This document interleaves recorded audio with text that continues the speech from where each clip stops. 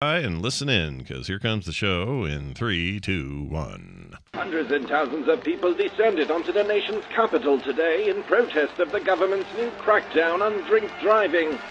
Tensions rose when the Minister for Alcohol announced a 12-pint driving limit to be put in place in a bid to reduce the number of deaths on Irish roads. And Mexico will pay for it.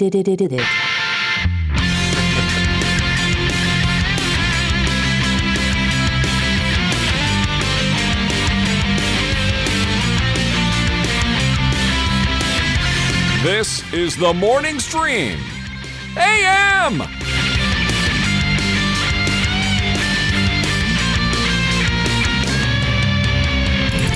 Good morning, everyone. Welcome to TMS. It's the Morning Stream for Thursday, May 12th, 2022. I'm Scott, and he's Brian. Hi, Brian. Hi, Scott. Hello.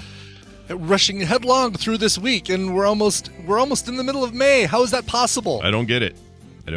Time moves at a different rate for us. And I don't know, like, are there any bored 12-year-olds out there can tell us what that was like to be bored? What is it? Right, exactly. To, like, feel like days couldn't come fast enough. You're just sitting there going, oh, yeah. Why can't it be tomorrow already? Yeah, they say, your mom would say, hey, we're going to Disneyland in a month, and you felt like that was 1,000 years away. Yeah. And Exactly. I hear that, and even if I got excited about something like that, it would still feel to me like it was too soon, and I had too much to do before that day got here. Like, I want to go back to when I was 12. I wonder is what I'm saying. what was the day? Like, what was the year that switched from you, like, you know, pushing against the calendar to get it moving faster to sticking your heels in the ground and being pulled along like a cartoon rabbit? I don't know.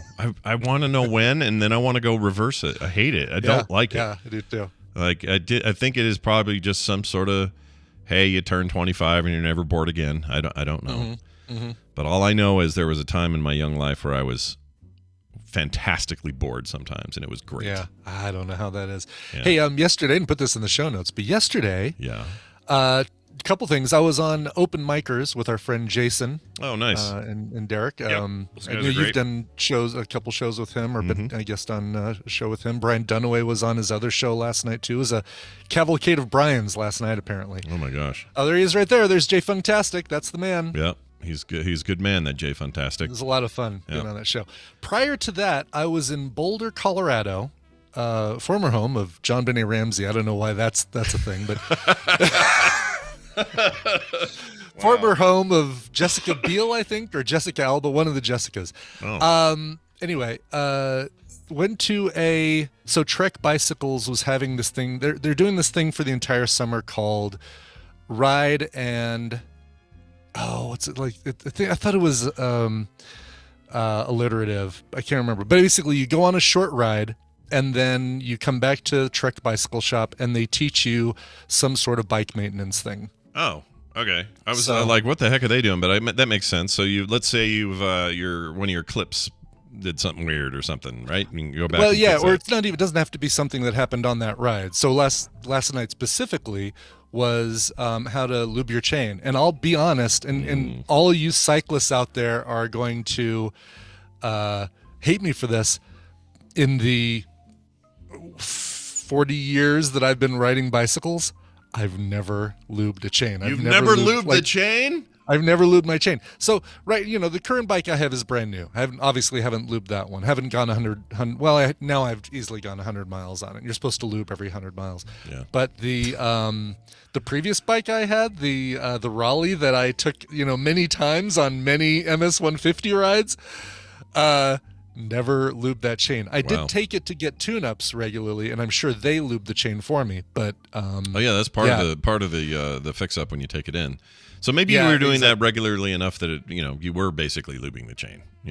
Maybe somebody else was probably doing not. it. No. You don't think so? It definitely wasn't frequent enough. So now I know how to do it. They even gave me a free bottle of lube. They gave us all like a bag of stuff at the end of the ride with a bottle of chain lube. I'm saying that carefully because I know it's gonna. You got to be careful with this crowd in the chat room. Yeah. Normally you get chain lube Jamie. it's an orgy product. That's right, because Chain you're lube. like a human centipede A situation. lot of people. Yeah. I also got a little thing of like an energy goo that you're like, oh man, I'm on this long ride. I need something to keep me going, and you just rip off the top of this and go, and you squirt it in your mouth, and it's like a espresso flavored energy gel. Ew. Yeah, I know. Was it thickened? Oh, it's thick. It's the thickness of peanut butter, basically. Ugh. Why does that gross me so out? it's more than I would say it's thicker than a thickened liquid, which there's like an apex that sucks on the way up, but once you get over that, it's still liquid, but it's thick, and you get onto the other side where it's like, all right, well, that's like peanut butter or cake frosting or something like that. Yeah, you're heading back toward to being okay with it. You're heading toward solidification. Right. I think pancake syrup might be just on the other side of the hate level. There you go. That's the first thickened liquid that I'm okay with is pancake syrup. But I wouldn't drink it. Oh my god, I don't know if Anyway,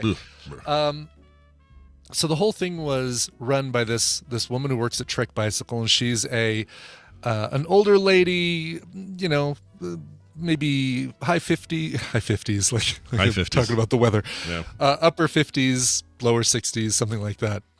It still sounds like the weather. With a cold front coming in from the west.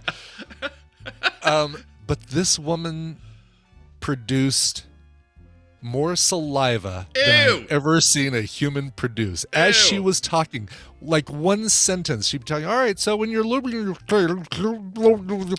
Oh, my Lord. And she'd swallow, and then she'd talk again, and the white things were forming in the corners of her mouth, and sometimes they'd fly out and like a little trail would swing back onto her chin as she was talking, and Chat calls it a wet talker.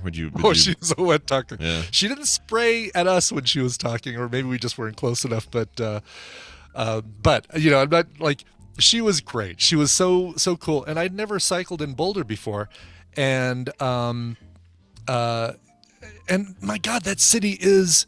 I knew that city was bike friendly. Sure. I didn't realize that city really is like better if you're on a bike than if you're in a car. You can get, there's so many tunnels under all of the major roads. You can get anywhere in that city without ever having to even cross a street. It's so damn cool. How far is it of a ride for you to ride there to then ride more? Is it a lot? It would be 23 miles or maybe 20 miles for me to get up to, well, no, maybe lower. 15 miles for me to ride up to Boulder, and then ride around Boulder, and then ride back. So it might be a situation where and there's a lot of unfriendly road between where I live and Boulder. Yeah. I'd have to ride on Highway 93, which is like, I think it once was the deadliest highway in the United States. Ooh. There's very little shoulder, like cycling would just be a nightmare. Yeah. Or I'd have to go McCaslin. I mean, it just would not be easy. However, there are other ways for me to get into Boulder and then ride around Boulder, and I think I might do that at some point. Just park in El Dorado Springs, for example, and then ride into Boulder, ride around Boulder, and then come back to El Dorado Springs. You have a good rack sort of thing on the rear or the top of your car kind of thing? I have one that attaches with straps. It's like a removable one. I'd love like either a roof rack or I'd have to get a ball hitch, but there's great ones that like hook onto your ball hitch, and ball hitches and lubes, people. Let's give Jamie as much material as possible. We're giving them racks. We got all sorts of words today. Right, but I think I'm going to wait until my next car and then bike it up, like make it super bike friendly. It's, I've got plenty of cargo space if I flip the seat down. I don't even have to take the front wheel off. I can fit my bike in the back. Yeah. So I'll just do that. But if Tina and I go up there together, then we've got to use the rack. I watched one time somebody had one of the roof racks, and they had 4 bikes up there. These people were obviously serious. I know where you're going with this. I won't say it, but I know where you're going. They were so serious about it, and it looked like so official. And I think the car was like this is in like Park City or somewhere, and it was like a Subaru, of course. And man, were they ready to go riding, and they took a road that had a very low bridge, and I watched them destroy their bikes. Oh, no. They drove under it and crunched them all. Yep. It was a real sight, I can tell you that. And we were in a van that I was also afraid was not going to make it. It did, but the bikes were too tall. So be careful out there with your bridges and your bikes. And Yeah, a rack. exactly. That's probably why I wouldn't do a roof rack. Or roof rack. Roof rack. Or roof. Hole in the roof rack. I say roof. You say Uncle roof. I George say did roof. that once. He forgot that his bike was on top of his car and he pulled into the garage and Oh, shit. yeah, did damage to everything, right? Did damage to the bike, the garage, I think even some to the roof of his car from it pushing the bike down into Slamming it. down, yeah. Probably dented the Yeah. roof. That's a Yeah, bummer. so Ugh. roof racks are kind of the worst. I think I'll stick to the rack I can just attach to the back of the car. Yeah. Or just drag them through the dirt. That'd be fun. Do that. Just attach them. Yeah. How great would it be if you could like put some sort of Segway gyroscope on it and just like basically lash with a bungee cord the bike to your car and just drive around. The bike would stay upright, just going Yeah, right exactly. behind you. You want to make so if Rivian, hey Rivian, if you're listening, your next truck should have some kind of cool like bike holding There space. you go. Perfect. Yeah. That thing's already pretty rad. That would make it radder. Right. We got an important Oh, email from a listener here let's that hear you it. might be familiar with. Her name is Christine Fletcher. Oh yes. Yeah, Christine Fletcher. Uh-huh. She wrote in, says, "Good morning. It was so great to reconnect with Tina and Kim last week. You too, of course. Ready to do it again. Could you please bring back Scott Fletcher's 'You're a Winner' at least occasionally when someone wins a game?" And here's the part I love. "It makes my toes tingle, and the winner chicken dinner does nothing for me." Thanks. Love you both, So Christine. Christine Fletcher says, "I'm not a fan of winner chicken dinner." Yep, that's about it. So here's what I found. I can't remember if this is the one we Oh, used or man. not. So I know it's the one who goes, "You're a winner." Yeah, but I don't know if this is it. So I'll play it. This is like Okay, a all right. two-part chunker thing, and I don't know. We'll see. Here we go. Congratulations! You're a winner. Is this the one? Yeah, that's the one. Yeah, for sure. Okay. Then what's this? Hold on. Oh, I know what that is. That's the thing I used to use back in the ELR days, Yeah, I remember 2005. that. Yeah. A long time ago. That's when someone would win something. All right. You know what, Christine, for you, Congratulations! This is gonna get- You're a winner. played every time for a while when people win. How about that? There you go. Nice. Okay. Listen, those who say I'm waiting for the emails from her, by the way, about the about me using the Tina voice on her. Man, it's Oh, right. Yeah. how many. She's probably having to replace an iPhone right now because she snapped it in half when I did that yesterday. I'm actually going to look real quick and see if we have any more Fletcher emails. Any more emails? Yeah. For that one, she might email me directly. Yeah, you may get I might get. you get some direct consternation from her, I'm thinking. I'm sure. Yes. Yeah, I don't see anything from recent. I did have the weirdest thing yesterday. Jeff Sire, who I know listens to the show, Bronco listens to the show, he sends me this email directly to me, reminding me how much we disagree on Saving Private Ryan. Just usually he sends it to both of us. Yeah, And that was so a weird one thing, he- and I don't know what he's talking about. I like Saving Private Ryan a lot. I think it's great. I Maybe think it's- does he hate it? Is that what it is? That's no, his difference of he opinion? he thinks I hate it, or I don't That's like really weird. I don't like the beginning or the end or something, and I don't have it. I cannot actually think of a problem I have with Saving Private Ryan. I think it's an amazing film. Mhm. It's worthy of all the praise it had at the time and since. I think it's an important movie. Like I don't know what he's talking about. So Jeff, I replied, but hey, get back to me, man. I have no idea what you're talking about. I sometimes say Shaving Ryan's Privates, but it's just as a joke, you know. Oh yeah. I mean, we all say that though. I mean, it's nothing. It's just a Yeah. joke, you know. Anyway, he's a military man. He may have some other reasons. So hey, Jeff, come on now, get your northern business together and let me know what you want to do. All right. All right. We are going to spend a little time with our good pal Amy. Yeah, it's brought me us- this time. Yeah, why not? I gotta pull her in though. Here we go, and that means we got to play her little theme here, which goes a little something like this. Welcome, everybody, to Read This with Amy. Amy Robinson joining us, Red Fraggle 3, as you know her, in the chat and other places. Hello, Amy. Welcome back.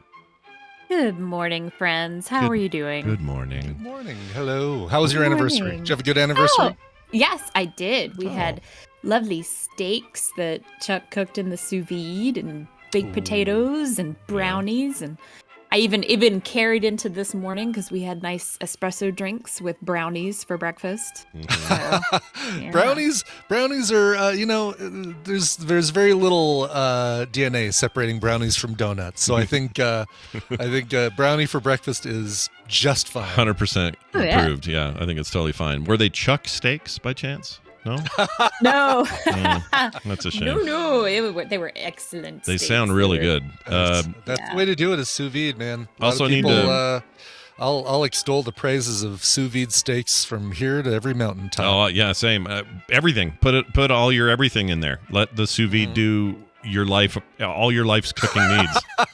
I love it so Need to much. cook an egg, put it in the sous vide, and Yeah. eat it in 2 hours. For real, man. I'll tell you what. No, that's what we did with we did that with our ramen eggs. Yeah, And it was to get a amazing. good It was soft amazing. boil on them. It was Yeah. so good, and I don't even like ramen eggs.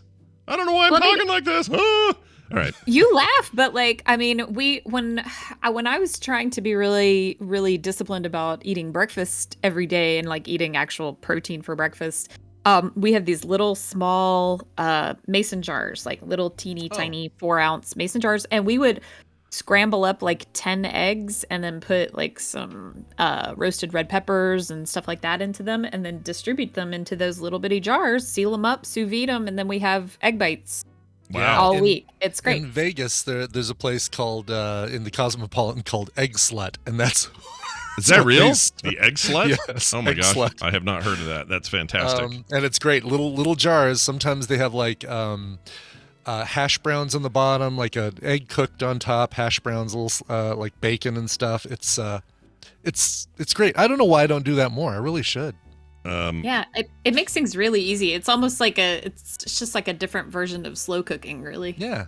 So for some reason, my main display just died, and it's black, and I'm trying to Oh, figure no. out why. So hold on just a second. Nobody Okay. panic. I think I just gotta jiggle this a little. I don't know what's going Well, on. here. can we talk books while you do? Should we Well, I don't start, know if it's still. I think it's still recording. Oh. I just want to make sure it didn't as like. close as sound like you're gonna disconnect something. So Brian, did you finish Outer Range? No, not yet. Oh my god, Okay. I tried to. I'm on episode 7.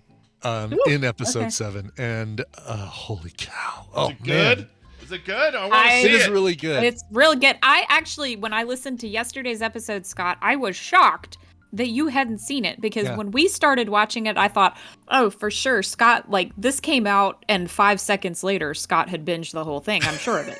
Yeah. Right. Because like it just looked sci-fi, exactly like the kind of Western, thing. Yeah. Josh it's- Brolin, like everything about this screams Scott. Imogen Poots. Imogen Poots. Yep, Yeah, Imogen I mean- Poots. I like the Imogen Poots. Big time fan. Yeah, no, look, this thing is made for me. Why I haven't started it yet, I don't know, but I'll get there. I mean, it feels like it's everything I'd ever really want in a show like that, and Yeah. yeah, and everyone who's So now talked that- about it loves it. Now that you finished the season, and I think you did kind of already tell me this over text, but we'll get it official over the air here. Did it stick the landing for the season? Oh, yes. And it begs for a second one, but that's all I'm going to say. Good. All right, good. My gosh, dang it! This thing Can't wait. working. I can't see anything.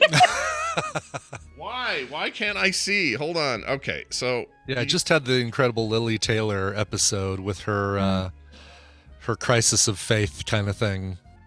I can't She believe is- that she's old enough to be playing, that grandma character. Right. But I mean, she's great, She's- but I just, my little Gen X heart is just, Yeah, you all we know, think I of want is I say want her to have a anything. guitar and be Right, and like, singing it'll about Joe." never be me, it'll never be me. Exactly.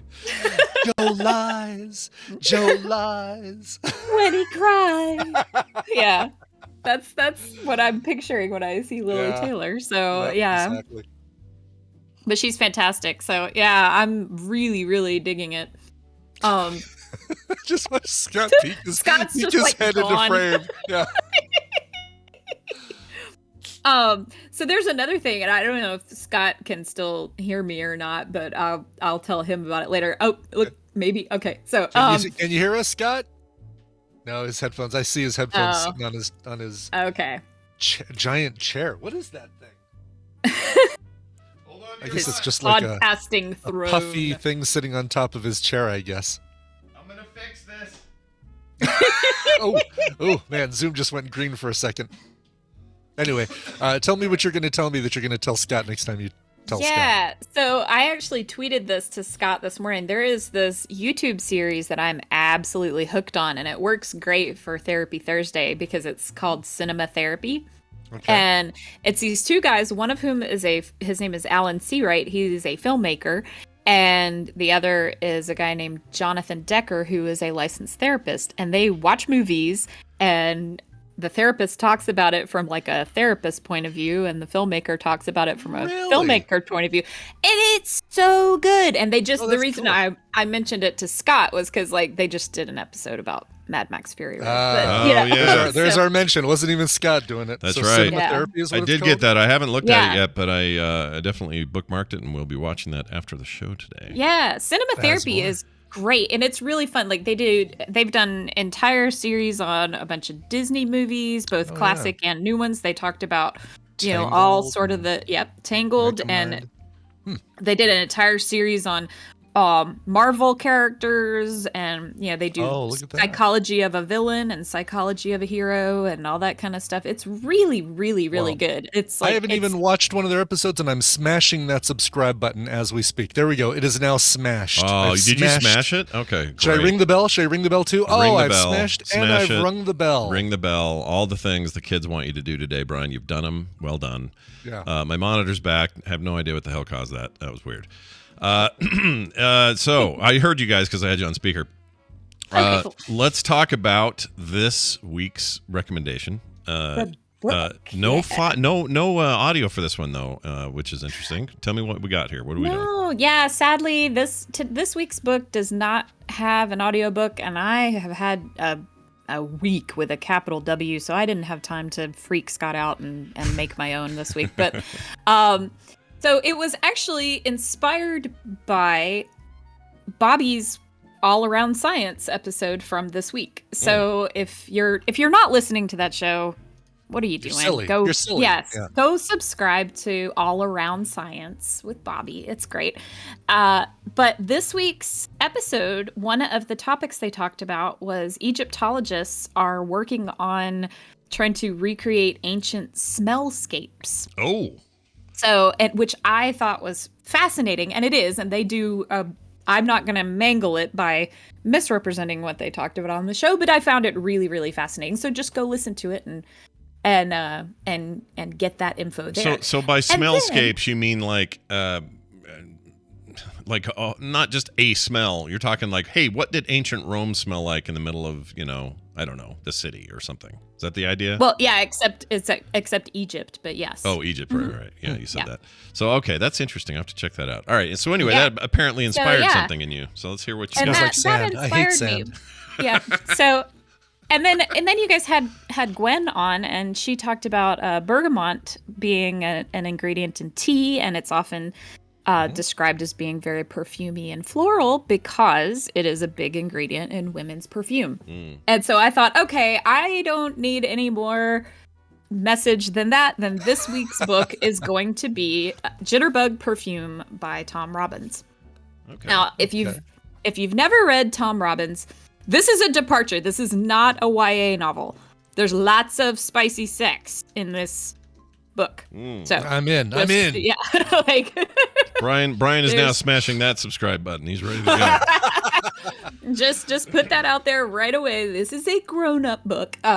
But there are 4 different storylines that over the course of the book all sort of come together, and they all converge around this one particular scent of perfume that is essentially it has to do with immortality and whatnot. And you know, the god Pan is in there. I don't want to give too much away, but at the very beginning, you meet an aspiring perfumist she's a chemist, and she's trying to recreate this one particular scent. And everyone in the book seems like they're just obsessed with this one particular smell, and there are reasons why and whatnot. But it's a really cool book. It also goes into the nature of gods and how the power of a god actually resides with the believers, and how the ancient gods and the pagan gods and whatnot sort of got pushed out by Christianity and things like that. It's really interesting. So yeah, it's a fun ride, and I recommend it. And again, it's kind of about perfume, but perfume's just kind of the MacGuffin, I think. Yeah. Okay. That sounds interesting. So why Jitterbug? What's the Jitterbug connection? The name? I don't know. I read the whole book and I came out of it, and because my husband recommended it to me, and I was like, why is the title Jitterbug perfume? And he's like, I don't know. So, so just like, just a spoiler alert. Sadly, that part of the title does not You are get going to have explained. perfume. You are going to have Jitterbug in your Jitterbug perfume. Jitterbug perfume book, aren't you? Oh. Tom Robbins always reminds me of Tim Robbins, and so I screw him up and I always think, oh, the actor's writing a book. That's not who that is. It's a different guy. Well, at least you don't think like Tony Robbins. No, It's a whole Tony different Robbins has got giant teeth and is probably lying to everyone all the time. Probably. To be fair, Scott, I do the same thing. I kind of picture, whenever I read a Tom Robbins novel, I always picture Tim Robbins just because. Just because, yeah, There you go. they're so familiar to each other name wise. So he's a like famous author guy, right? He's done a ton of stuff. Not Yes. just this. So there's this. Even Cowgirls Get the Blues. The woodpecker. What is the thing with? Isn't there a book with woodpecker or something? I can't remember. Still Life Trust in with the Woodpecker. Daffodil. It says Still Life with Still Woodpecker. Life with Woodpecker. Yeah. There we go. Okay. Yeah. Yeah, so another roadside attraction. He's a pretty prolific author, but I think Jitterbug Perfume is a good introduction to some of his stuff. So Oh, I know who this is now. Maybe. So there's an episode of Faulty Towers where there's some people in there talking about, I think they're in there talking about a Tom Robbins book, and John Cleese's character, Basil Fawlty, is ripping on it and saying, oh, it's total tripe and trash, and then he finds out his guests like it, and then he changes his tune and like, Robbins, oh yeah, he's great or whatever. I think that's what that is. I think that's who they're referencing, because this guy's been Interesting. working for a long Okay. time and wrote books in the 70s, so I think that's maybe the guy. I don't know. Who do I know? How do I know? I don't know things. I don't know. Who do you know? I know you. That's it. That's all I know. I don't know. Well, this sounds like a good time. His books are also very color coordinated. Have you noticed this? They all have like the same his name, a nice little square photo or painting in the middle, and then the name of the book, and it's all like, I don't know. I don't explain this. He has a thematic publishing. yeah, thing. He always seems to get his name on the cover. It's really weird. Yeah, it's weird how that happens. But color-wise, they're all like coordinated. You know, it's adorable. Looking at him right now. Whoever does their graphic design for his novel art, or his cover art rather, is probably either the same person or was told to stick with one thing. Correct. A chat room corrects me. It's Harold Robbins in Faulty Towers. You're right. Wrong guy. Oh, Harold Robbins. And that's the romance novel. Yes, Yeah. I think old school romance novel guy. Yeah. And it was very funny, but I had it wrong. So there you go. So I can get this anywhere. Yeah, this is Amazon. Looks like everywhere. You just buy this book. Yep. Yep. Yep, Amazon, everything. Like, again, as I say, there's no audiobook version, at least not that I could find. And it wasn't on Audible, I'll put it that way. So, it wasn't going to make it easy for me if there was an audiobook. So, if you're more industrious and really dedicated to getting it as an audiobook, good on you. Yeah. So, Kidding. Oh, he's been around a while. Born in 1932. Lots of books. Is he still making books, like new books today? Let's see. No. His last book was Jitterbug Perfume in 1990. Yeah, that's crazy. All right. Wow. Maybe he's dead. I don't know. if Maybe he's, he just retired from writing. yeah, That I don't could know also where be the he case. is. Maybe he's not here anymore. I don't know. I don't want to speak ill of the dead. All right. Well, there you go. Very good recommendation this week, as always, coming out of Amy. And you also handled my stupid monitor outage very well, I thought, as a guest. So thank you for doing that. good. Yeah. Oh, I'm more than happy to sit and again, this is why I do this segment. Is really and why I used to call in for the games all the time. I just want to talk to you Yeah, guys. see? Aw. Just want to have a little Aw. chat. Oh, I was supposed to check in on your dog. Did he finally get out of the way so you could finish your laundry, or what happened there? I saw this Oh, on TikTok. yes. Okay. Yeah. I honestly, so what I did was I moved to the other side of the bed and I I folded Chuck's laundry first. Yeah. And he came out of the shower and I was like, "Congratulations, your laundry's getting folded first because your dog is laying on mine." Ah, he's your dog now. Yeah. Your dog, yeah. I know. know Tina and that I do is. that stuff with the cat and the dog too. Oh yeah. Quick update. Chat says he's alive and well at 89, so he's still with There us. we go. Okay. Good. Oh, good on him. Well, good job, Tim, Tom, Bill, Harold Robbins. Whatever all right. Robbins you are, whichever the Robbins clan. Amy, it's good to talk to you as always. Tell people where they can find you and poke you in the Twitterverse and that sort of thing. Ooh, I don't know if I'm up for being poked, but yeah. So if you want to find me on Twitter, I'm RedFraggle3. Also on TikTok. Again, we are planning a Southeast meetup in the fall. The survey for such is in the Discord. So September and Chuck are being very industrious in trying to plan all of that. So please, if you think you might be interested, please come join us. We'd love to, just hang out, have a good time. And What part of it's and you guys whatnot. are right now considering somewhere in Georgia, right? No, it'll be Asheville, North Carolina. North Carolina. Is what we're looking okay. at. Oh, that's Yeah. cool. That's a nice place. Maybe you get Dan Yeah. out there. He'll bring Dan should bring some of his board games and give them away. Oh yeah, I would love that. Yeah, 'Cause he is- absolutely. I forgot. That's right. I forget Dan is in North Carolina because he doesn't sound like he's from North Carolina. No, sounds like he's from Sounds like Jersey. he's from New Jersey or yeah. Yeah, he's Right, got that. He's right. got that Long Island accent that just will not leave him. The poor guy. Well, anyway, that sounds awesome. We'll talk more about it as we get closer. It's Amy, everybody. Have a fantastic Oh, he's week. from Long Island. Okay, Yeah, is he? I think he is. Isn't he from that's Long what Island? TV's Travis just said. Yep. I trust TV's Yeah. Travis. He knows a lot of trivia about a lot of things. He should be Yeah, you called can hear that New York kind of Yeah, seeping for out sure, of yeah. his Yeah. voice, for sure. Travis. You should call yourself Trivia Travis because you know Trivia's Travis. Trivia's Travis. Very good. Amy, have a great week. We'll see you next time. Bye. Bye. Bye. All right. That was fun. Asheville. I could see making a little. I don't know. I got some Southwest miles that burning a hole in my pocket. I wonder if I could get to. Asheville's probably not one of their things. One Oh, of their hubs. So I probably would have to go to Raleigh or Charlotte or something. yeah. I don't know how they do. They have hubs on the eastern side of the country. I didn't know if they did or not. They do. Yeah. Yeah. Yeah. Okay. I mean, hub. I mean, basically, they have destinations out there. It's not so much a hub as much as like we fly there. You just, Yeah. Salt Lake to Georgia, or I guess I don't know where in Georgia, but the Delta has hubs here and there. Like their major hub, they're basically their homeland is Georgia, and they have a major hub here in Salt Lake City. So getting from here to Georgia is like a piece of freaking cake. It's like the easiest Delta flight you'll ever take. But then I don't know how it gets when you go up to the other place. So maybe I don't know. If you got miles though, might as well, right? May as well spend use them. them. Use them or lose them. spend them on something. All right, we're gonna do some. See. Got a lot of trips already planned for the fall, so Yeah, we'll see. I got a big one for the fall. All right, here we go. Let's do the news right here.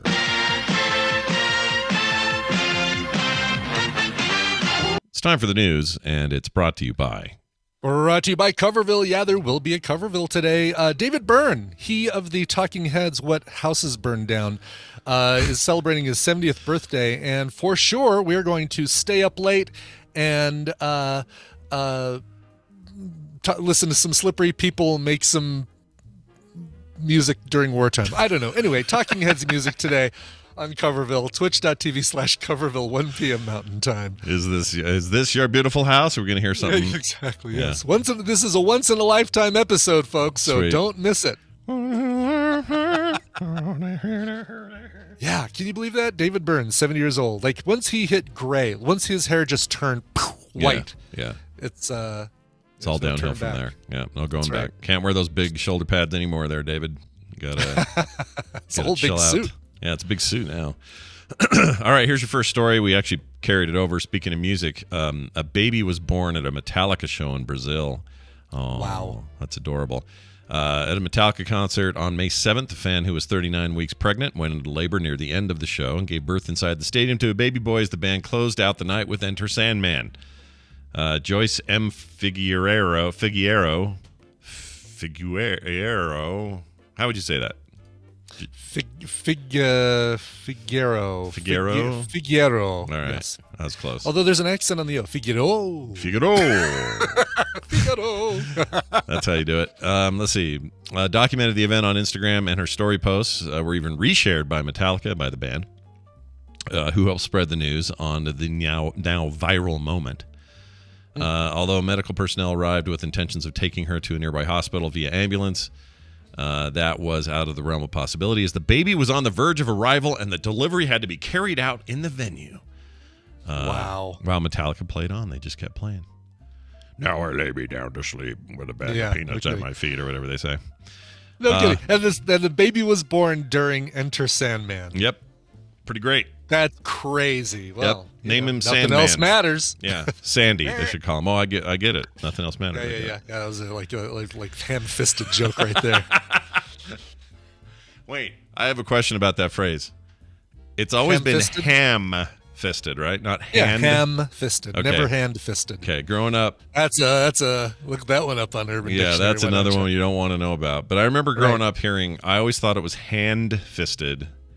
And so it wasn't until adulthood that I finally heard somebody kind of say ham more clearly, and I went ham. Oh, ham. Okay, because if you say it's a Ham-fisted. ham-fisted joke, it's a big, He's got meaty, a big old ham for a Yeah. hand, and it's yeah, it's big and obvious and Fisting. forced inside of you. Wait a minute, what? All right. yes. I don't know. You know what? I don't know if I want to know the origin of that phrase. Now that I think about it. Yeah. No, it's all right. Yeah, we don't have to look that one up. Oh, Captain Kipper says lacking skill in physical movement, especially with the hands. So, like, Klinger wasn't a surgeon because he was too ham-fisted. He was too ham-fisted. Okay. But if you say in 2022, if you go search for fisted with a ham, you're going to find something you don't want. Something completely different. Make sure Safe Search is on. Yeah, please, do that, please. Yeah. For the love of Mike, do that. For the love of Metallica, please. The baby was born Luan and was born at 11:15 p.m. to the sound of Enter Sandman, and who entered labor 3 songs before the show was set to end, likely meaning that the birthing process had started around the same time the encore did, as Metallica returned to the stage with the Master of Puppets opening track Battery. Talk about smashing through the boundaries. Yeah. Wow. Anyway, there you go. Babe, happy That's somebody, baby. that is a dedicated Metallica fan to not say, you know what, my baby, it feels like tonight might be the night, or my water broke during the opening act. Maybe we should go. It's like, Yeah. no, hold on as long as you can. There's only 3 songs left. Ah! I just think that far along pregnant, let's see, 39 weeks, you probably, I don't know if a concert's a good idea. Yeah, Just, especially you know. a Metallica concert. My God. I mean, you have a nice story now, but that's a massive venue with too many people. I don't know, man. Let's check in on that kid in like 10 years, see where he's at. Make sure everything's okay. Yellowstone. We turn our eyes to Yellowstone. Some news the out TV of show or the national park, let's call it. national park? Okay, all right. A Yellowstone bison licked a car for nearly an hour. Wow. There's not much of the story, except here's the total of the story. Tourists at Yellowstone National Park were shocked by a bison who walked right up to their car to have a lick and did so for 1 straight hour. The beauty of this is there's some... I could lick a car for hours. there's some... that's a good bison voice. I like what you did there. Thanks, yeah. It was, There's some good Nicolas video. of Cage this. as a bison. Yep, it's pretty good. So he just is sitting there licking this car, and they got video of this. We're looking at it now for the chat. And he's just licking the car. That's Wow. it. Just, give this car a lick. Keep going. Probably the worst breath of any animal on the planet, is my guess. And, yeah. I'm trying to think of like what, there's got to be some great car name. Oh, was it a blank? And they'll be kind of like funny, like, Oh, yeah. What would that be? It had to be a salty car. Right, or, like, is it a... Salt. I can't think of it. Salt Lick City. That doesn't work. That's not a No. car. Salty. Boy, that sure is a salty car. I don't know. My pun work. My pun. Could nerve. they feel it in their soul? No. Hold on, I'm working on this one. I'm working. Yeah. Good thing it wasn't a bolt. No. No. Oh yeah, because you don't want to put your tongue on a battery. Wait, that doesn't work. He wouldn't have done it if it was a Cayenne. No, good. I'm working. You're I'm working. getting I'm there. working. You're almost there. I'm spent. I don't have anything either. Yeah. All I know is if it was a car from one of our states and they don't wash it very often, that bison was probably happy because their cars get full of salt from the winter stuff. We get What that all did you the do time. for an encore? Oh, there wait. it is. Is there there it an- is. is It there was an a late encore? entry into the. Is there an Buick encore car? I didn't know that. Buick Encore. Oh, is that really a car? I didn't know that was a car. Yeah. All right. Kia Cilantro.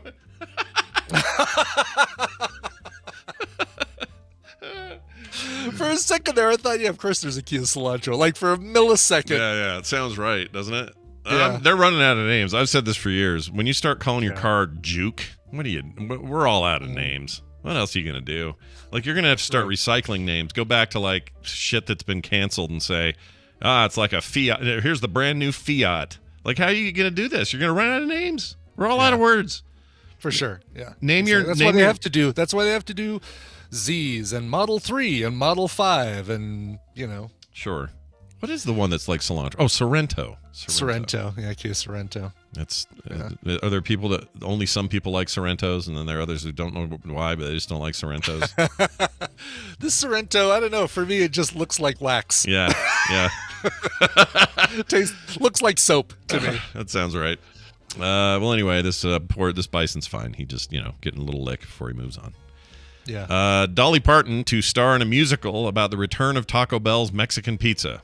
Jeez Louise, what is happening? My favorite today headline. is the return. Yeah, today's the day, right? I think. I don't know if it's national today. Oh, is it? no, a week from today, 19th, May 19th. Is it everywhere then? Because we're going to do that. We got to do like show report on this.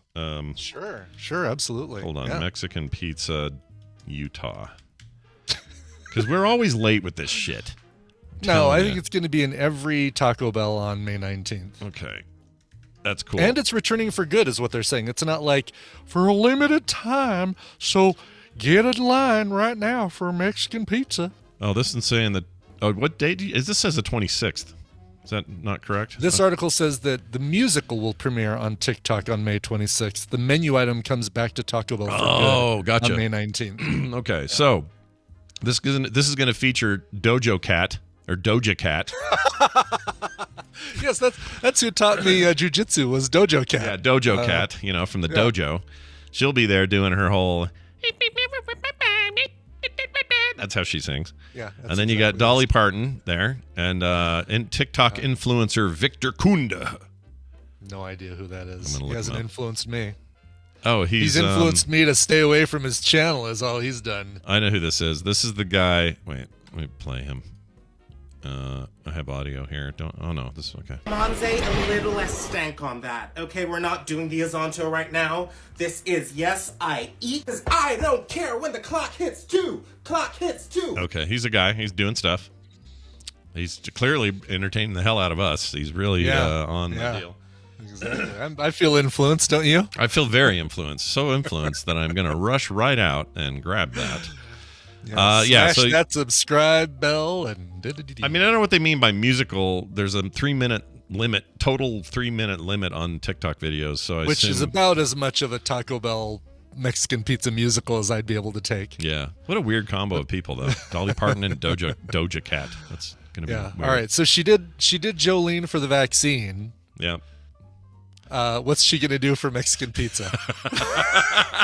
All right. I can't think of any other songs except 9 to 5, and you could take a pizza and have hands on it like a clock. Adding beef and chives. What a way to make a pizza. You can... I love that. And then have a big pizza in the background with a timer on it. Well, right. Exactly like a little arm sticking out of a little Mexican pizza. Yeah. There it is. There it is. It's done. Done. We have that. Complete. And then Doja Cat can do some rap in the middle or something. Adding cheese and chives. What a way to make what a delicious Mexican pizza. It's something. There's a lot there. A lot there to work with. You can work with that song pretty well, I think. And Doja Cat will just talk about her vagina like that's all she does anyway. That's what she does. If you go, I've heard her albums. Oh, have you? Oh, I've it's a never lot heard. of- I don't think I've heard maybe one Doja Cat song. It's a lot of vagina and Yeah. talk. It's just Stumble it's out of fine. bed and I stumble to the fryer, pull out some cheese from the dryer, and assemble it into a. Why is the Yeah, cheese yeah. in the dryer? Why is it in the dryer? I don't know, because it rhymed with fryer. Where do you keep the cheese? The dryer. Duh. Dryer, duh. Duh. Get it in there. Duh. Yeah. All right, we're gonna take a break. When we come back, we'll hang out with my sister a little bit. My sister Wendy will be here, I believe. I've been trying to ping her all morning and I haven't been able to. So no. I hope she's around. If not, we'll come up with something. But anyway, that's coming up right after this break, featuring a song that you will now tell me about. Yeah, this time we're going to a brand new single from Haai, Haai, featuring John Hopkins, not the hospital. This is a brand new single they've released. It's called Baby, We're Ascending. Here they are now, Haai and John Hopkins. The pockets, when you sit down in a chair, the knife and your money comes out, so I needed at least another inch in the pockets. Another thing, the crotch down where your nuts hang is always a little too tight. So when you make them up, give me an inch that I can let out there. Let's see if you can't leave me about an inch from where the zipper ends, round under my, back to my bunghole. Number 1. Are you ready? Are you ready?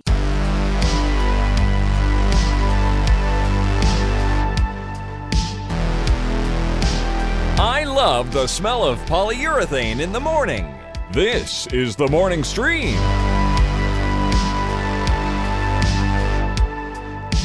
All right, we're back. Hey, who was that? That band? Yeah.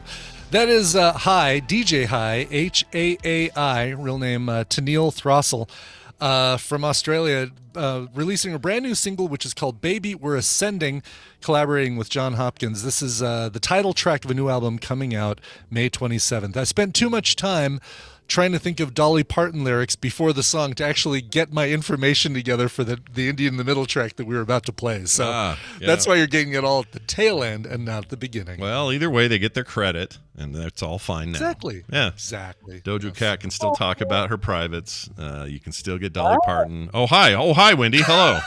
What? Hi, how are you? Hi. What Hi. you guys talking about? Oh, there's a whole story. So I'll tell you the brief thing. Do you remember growing up, we had, if you went to Taco Bell, you could get Mexican pizza. Do you remember that? You say growing up. They just took it off the menu 2 years ago. I always feel like it was such an old thing, and it hasn't I don't existed remember, for but years. yes, okay. So they're bringing it back, and Dolly Parton and this Doja Cat lady, pop star, and somebody, and an influencer guy, they're all going to make a music video about Mexican pizza coming back because they're all big fans of the Mexican pizza. So that's where that was coming from. And the reason I was talking about Doja Cat's private parts is because she always sings about them. Or I thought you were singing about Dolly Parton's private parts. Okay, never mind. No, hers are renowned, aren't they? Anyway, They are well known, yes. hey, it's good to have you here. How are you? You doing all right? I'm good. Yeah. Good. Yeah. You guys, we had my first official Midwestern tornado warning. I don't know if it touched down anywhere. I haven't looked, but Was that it today? was freaky. Was it today? Yeah. Really? No, last night. Oh, last yeah, night. it was everyone's phone all of a sudden just was screeching. It is so alarming. I mean, I guess that's the point, right? And Oh, it says, so like all your phones have the emergency alert thing. Yeah. Okay. and then it says go down to your bathtub, basically. Like it tells you like what to do Really? immediately, and you're like, we all like, oh, okay. We get So- downstairs, and after a few minutes, my kids are like, well, what do we do? One kid's like, I think I'll practice the trumpet right now. I'm like, okay. Hold on, let me guess. Can I guess who that is? That was that's got to be Peter. That was Peter. Now it's Elliot. Elliot, really? Yeah. Elliot would have practiced the piano and the trumpet and probably done some homework. Like that's him. Wow. And then Peter is just jumping around, so excited, he's trying to look out windows. I'm like, I don't think we understand the concept here. Yeah. It's to not be by windows. Yeah, it's not to be. So you don't dumb. want to see this up close. You don't. You know. It was. I did look out the window at one point because I was like, what? I cannot. My brain cannot wrap around thousands of lightning bolts happening at once. Like Oh, I've weird. never seen anything like that in my life. I haven't either. That's terrifying. intense. Okay, so that's your first Is that a common thing especially- out that direction? I never think of Minnesota for that for some reason. I don't No, know. I don't think it's all that. I mean, it happens. It's not like as common as certain places, but it does happen. And in fact, they have a full community siren that went off that was outside that was so loud. And anyway, there's just no way to not know it's coming unless you can't hear. Because when we were down in, or do you remember years? It was like 90s, I think.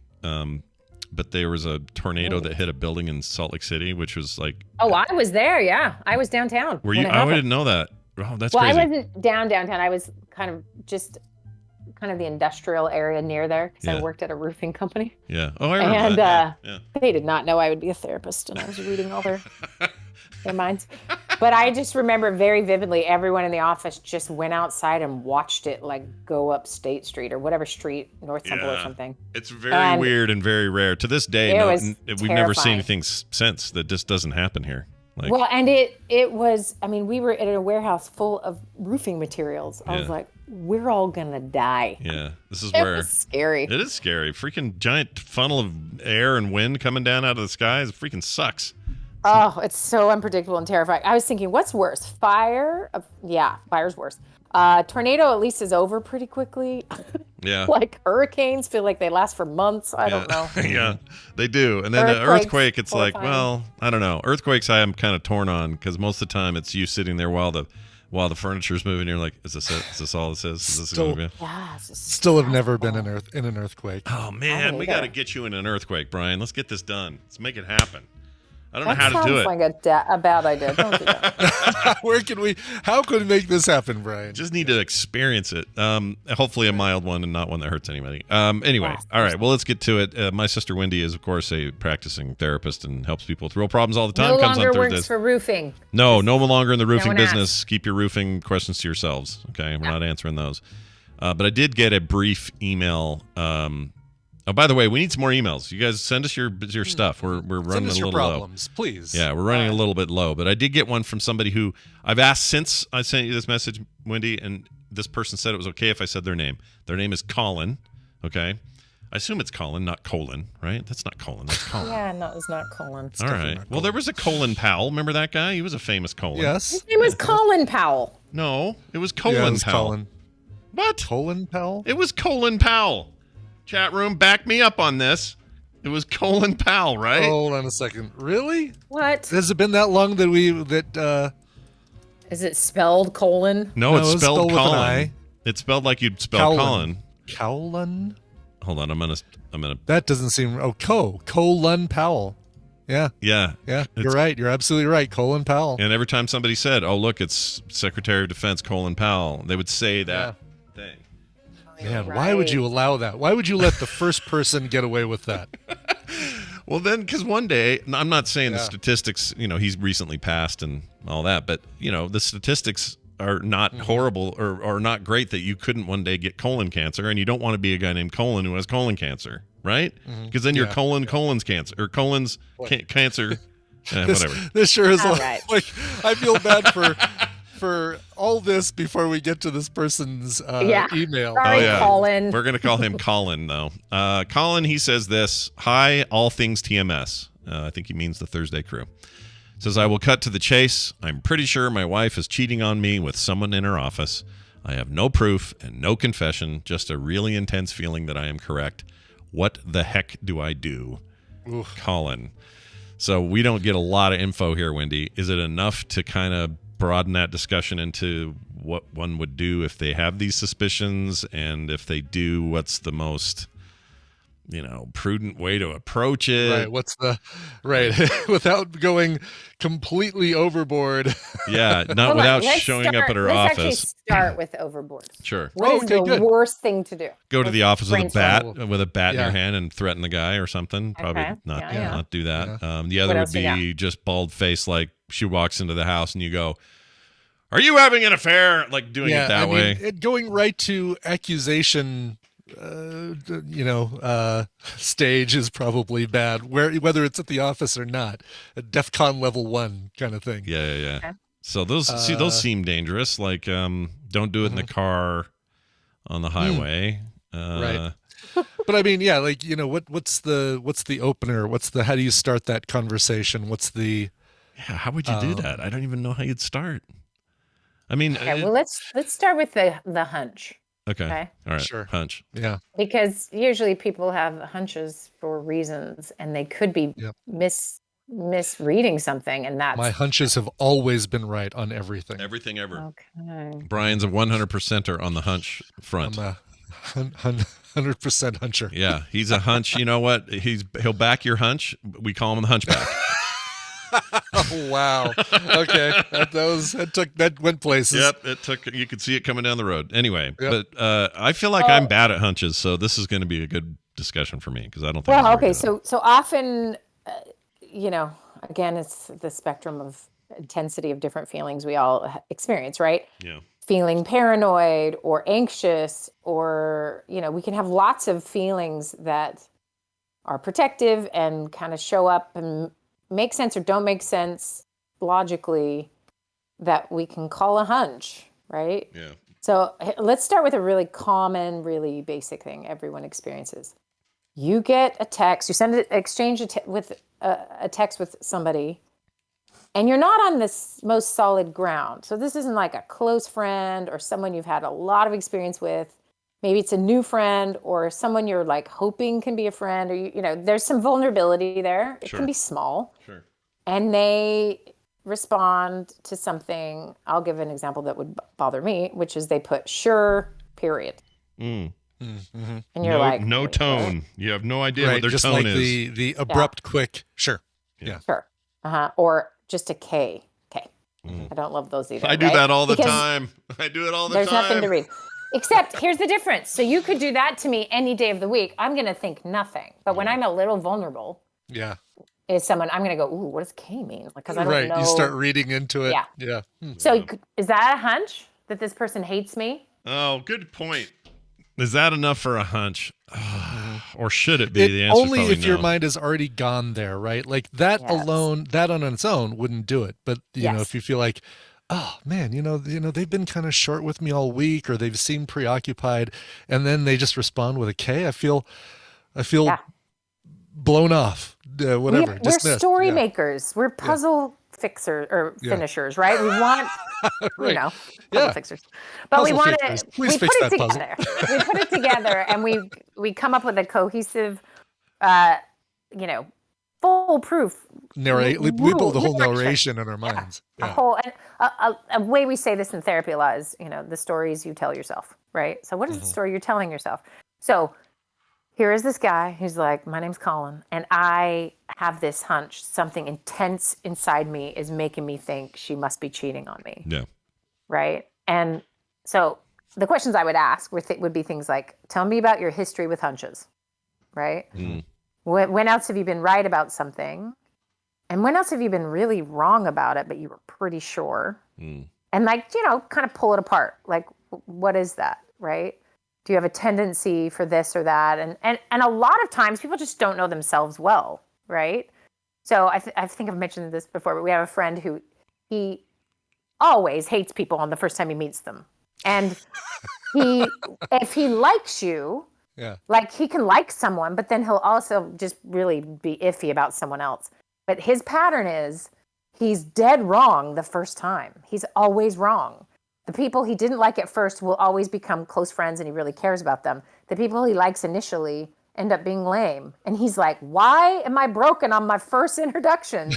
But what really helps is that awareness, right? Sure. He's aware that it's backwards. I'm aware I have my inner compass is backwards. And if I feel like I should go right, it's definitely left, right? Yeah.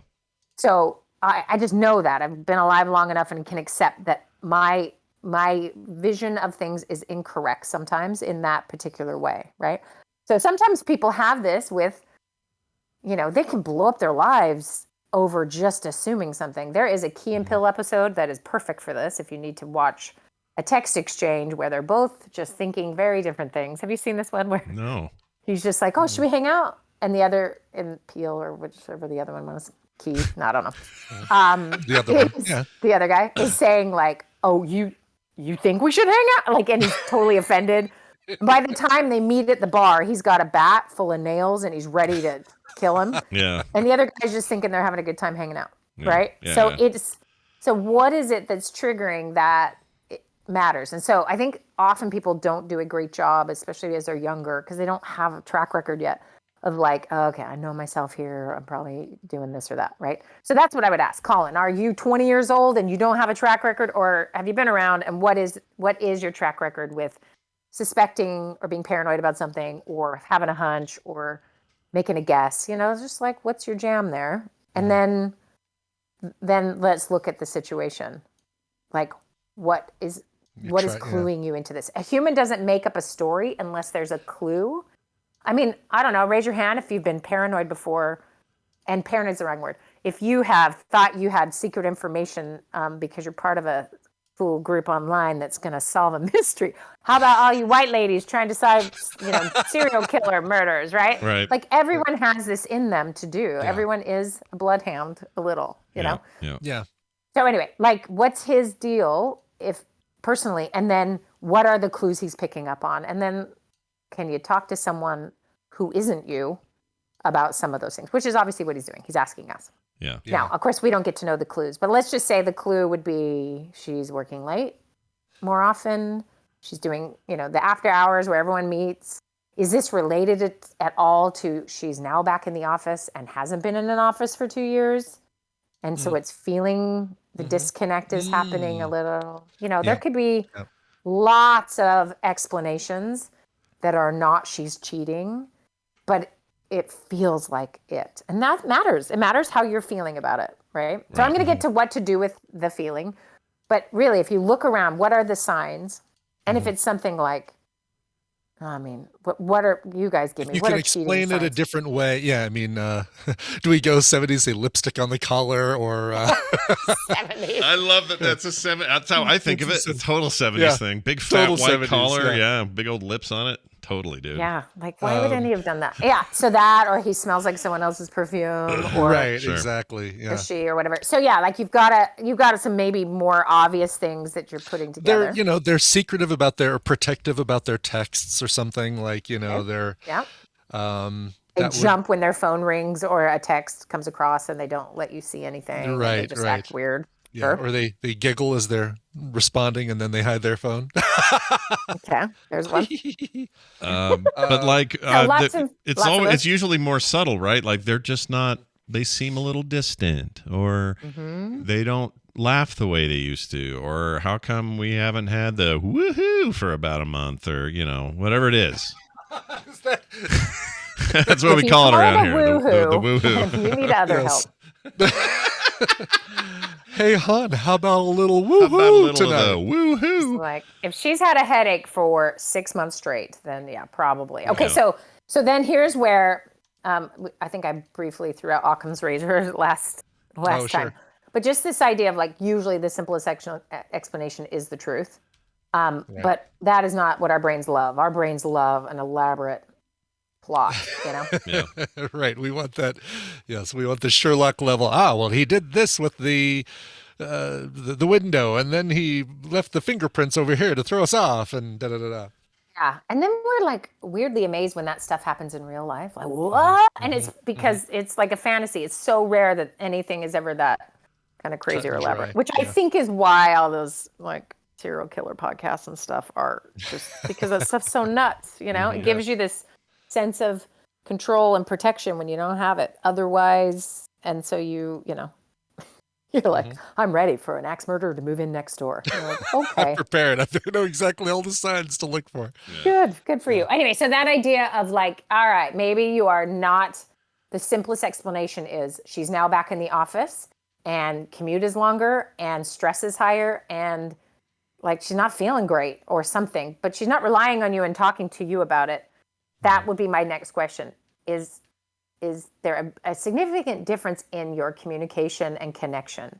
A lot of people say, oh, I would always know when my spouse was cheating, or, because it melts our brains when we find out someone didn't know. And we are always, come on, you knew. The signs right? were all there. Yeah, And that's because we've been making up entire stories about stuff without any facts for our whole lifetime. So, of course, someone should get it and know.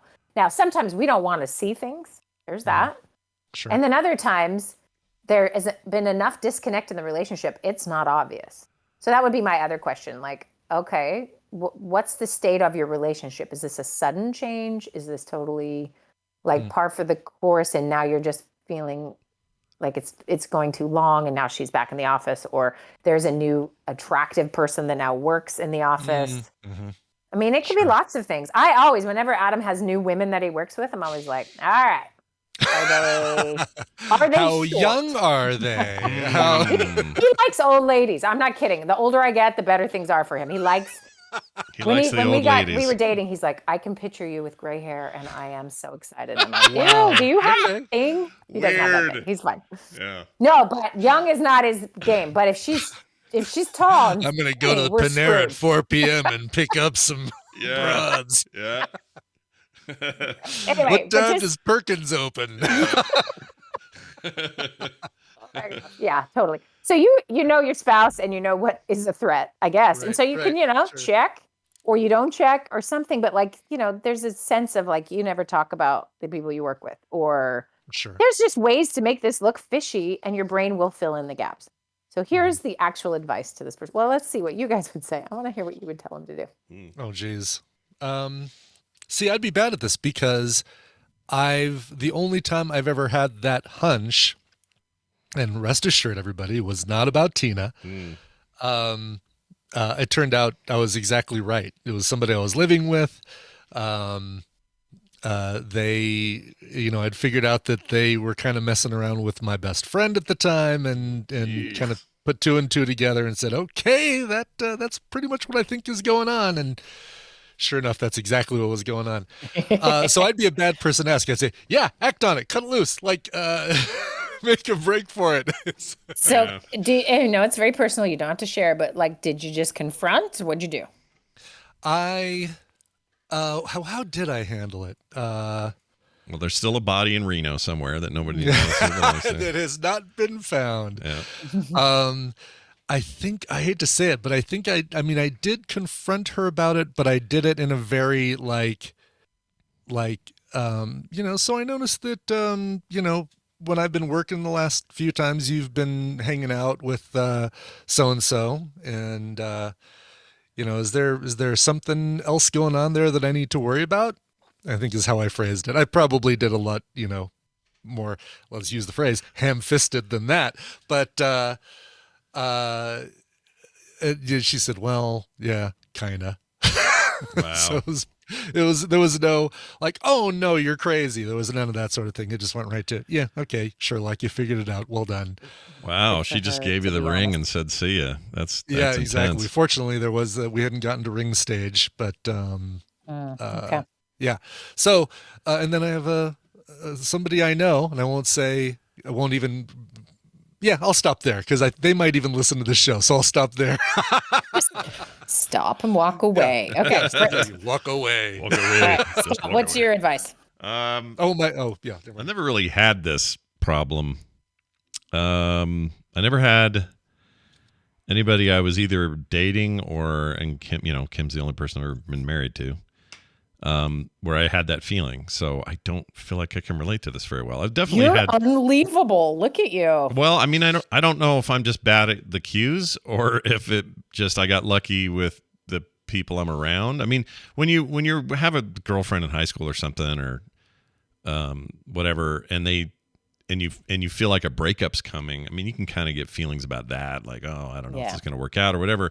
But it was never like someone's cheating on me. I can just feel it. Like I never felt that way. So really hard for me to say. I've definitely had the feeling that somebody was, it's more like, a friend or somebody is like talking smack behind your back or something like that. That's a different deal though. So it's not so much. But I mean, it's still a hunch thing, right? It's still a hunch, yeah. And in those cases, what do? You just say, "Hey, you've been talking about me." Like, yeah, I was gonna say, did you confront them about it, or did you? Oh, I don't remember. It was so long ago, and it was. Did you confront me about it, or did you just let it? I just let it slide. You know, it's kind of like, when today we do text, but we really haven't changed that much. Back then we were just passing notes, or letters or whatever. And it was kind of the same thing. You were trying to read the tone of a note or a letter and you weren't really sure what any of that stuff meant. And it just hasn't changed that much. Like we're still the same human animal trying to deal with it. But I mean, what's changed is just like times it by 10 billion for misunderstanding. Yeah. Yeah. Because body language way less. Chat says chat wants me or is asking about the guy who owes me $89,000. That's different. That guy just straight up swindled me. So I don't think that's the same. It's not like I have a sneaking suspicion that I never got paid for that. Yeah, I know You're I didn't get actually paid. right. You never got paid. Yeah. Yeah. Okay. Up. Well, and here's what I would say is kind of Brian's example is a good one, right? Is if you feel like you can't say anything to her until you have all sorts of evidence, then, the strength of your relationship is interesting, right? That there isn't just a conversation that can be had. Right. And so that really goes back to this question of like, where are things at? People don't cheat usually just because somebody's there. It's not usually a crime of convenience, right? It's often, that can happen, I guess. But I think it's more about just unmet needs that sort of often, people are telling themselves their own stories, right? Like, well, this person understands me like no one's ever understood me, right? Let's all just be clear. Second marriages that have a 60 to 70% divorce rate. So it's kind of an escapism thing and some other things that can happen and it can build over time. Sometimes it really surprises people. They're just like, oh, I never thought I would do this or be in this position. I really, no one ever thinks it's going to be them, right? But clearly people are doing this. So, it can sneak up in one way, but it is also usually something, and this is not about blaming anyone. It's just about understanding maybe there's the lack of closeness or stress, or there's a kid, or there's, things that can make a relationship strained.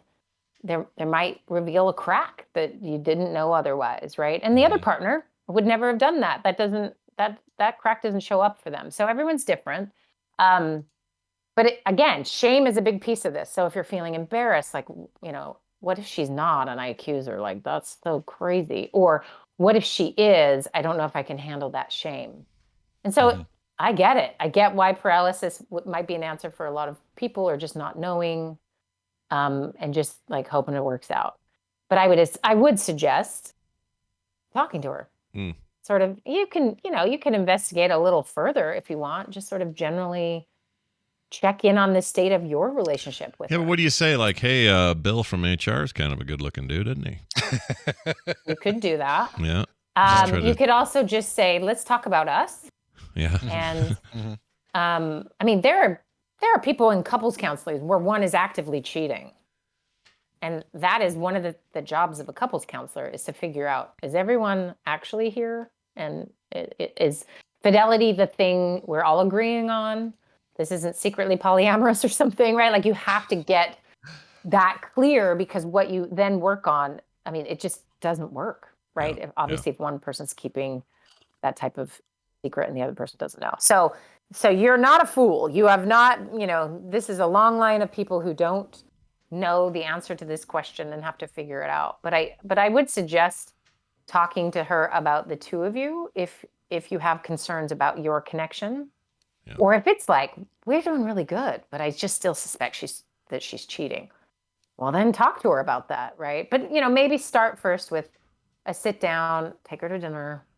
And she's like, yeah, I can't. I have other plans. I have to go to, work things. I mean, if she's avoiding ever sitting down and talking to you, to be more evidence in one pile. Right. Yeah.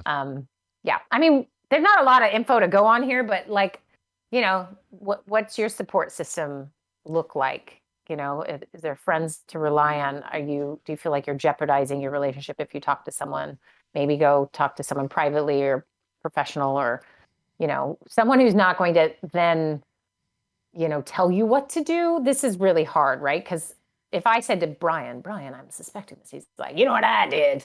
And then that's Brian's like bias or take, right? Yeah, exactly. Like I'd be, You know what I anybody has the potential of steering you wrong only because of their own track record, their own experiences, and they might even say, yeah, it's nothing. You're fine. And then it turns out not to be fine. So yeah, exactly. Right. And I don't don't know ask the number. Scott and I this, apparently, because like we both have very different. Well, and also like you can look the number. I forgot to look this up. I ran out of time, but just and maybe it's not like publishable, but very common, at least in the trainings I do and word on the street among therapists, is that a large percentage of couples stay together even after infidelity. You'd be surprised. So next time you're talking to your neighbor, you could say, "You guys made it through. Good job." I mean, it actually is a pretty common thing that people are seeking help for, and they make it through. Yeah. So this isn't a deal breaker either. If you want to stay in the marriage, some people find it as a great excuse to end things, or just can't. They just can't do it. But there's plenty of people getting support and services to help them stay in marriages where there was unfaithfulness. I remember there was a situation, and I've been sitting here thinking about this a little bit more. There was a situation probably 10 years ago where we had a neighbor, really good-looking dude, has since moved out of the state. Good-looking, handsome, rugged guy, And he was, when he was around Kim, he would get a little weird. He would. She wouldn't. She didn't even seem to really notice. But he was like, I could tell he was just like, he just kind of had a thing for her. And I remember feeling like, you're ready to stay on your side of the fence, like this feeling of defensiveness and all of that. Right. And I did talk to Kim about it one night. I'm like, I think he's got a shine for you, or whatever word I used. I'm not shine. I'm not shine because you're an old man. Because I'm a guy from the 40s, apparently. Yeah, he feels the shining for you. He's got a real shine for you. But she was like, well, really? And I'm like, yeah, I think so. And she hadn't really noticed. She says, well, you're not worried, are you? And I'm like, no, I'm not worried about you, but I still don't like it. So there's still this feeling of just like, just keep away. I don't like this or whatever. And, Kim says she felt like that a few times where when I worked somewhere, a girl would be overly flirty or something. And she worked there. At the time, Kim and I worked at the same place. And she's like, if she talks to you one more time, I'm going to like this sort of thing. So we had moments like that, but they were never like, we need to find out if each other is on board. It was right. Is always the other person. These other people are being a problem. Yeah. And that, while I don't know, I guess there's some similarities in emotional response there. It's not quite the same because the trust issue wasn't with each other. It was with other uncontrolled factors, people around us. Right. Anyway.